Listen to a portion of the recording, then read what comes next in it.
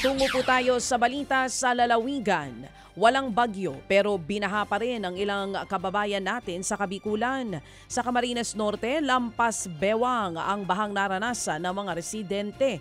Kaya naman agad silang sinakluluhan ng lokal na pamahalaan. Ganyan din ang sitwasyon sa ilang lugar sa Camarines Sur. Bukod sa Camp Sur, nakaranas din ang mga pagbaha sa Catanduanes, Capiz at maging sa Sorsogon. Ayon po sa Pag-asa, ang mga pag-ulan ay epekto ng umiiral na shear line.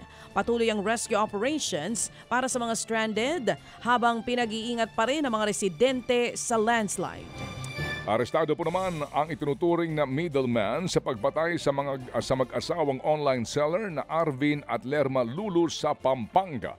Kinilala ng mga pulis ang suspect na si Almario Miranda, 64 na taong gulang at taga San Isidro Nueva Ecija.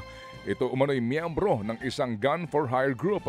Nagsilbi umano siyang middleman sa pagitan po ng mastermind at gunman na pumatay sa mag-asawa.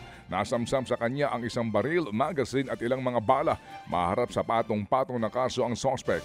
Nauna pong inaresto ang 7 iba pang suspect kabilang ang umano'y mastermind. Patay ang isang ina at kanyang mga anak matapos madaganan ng dump truck ang sinasakyan na van sa Angat, Bulacan. Base po sa investigasyon, binabagtas ng dalawang sasakyan ang batarik na bahagi po ng kalsada. Pero nawala ng kontrol ang driver ng truck kaya't naatrasan at nadaganan po nito ang L300. Natabunan pa ng lupang panambak ang sasakyan ng mga biktima. Nasa kustodiya na ng pulisya ang driver ng truck na si John Orn De Castro.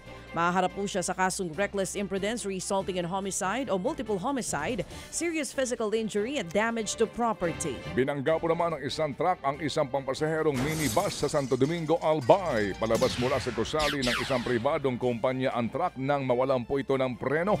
Nabangga nito ang minibus na patungo po ng Legazpi City mula Tabaco City.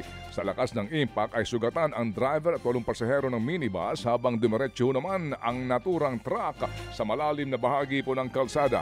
Hawak na ngayon ng mga pulis ang driver ng truck. Arestado naman ang isang radio announcer na nangikil sa alkalde ng Talisay City, Cebu. Nahuli siya sa entrapment operation ng Criminal Investigation and Detection Group o CIDG sa isang cafe sa Cebu City.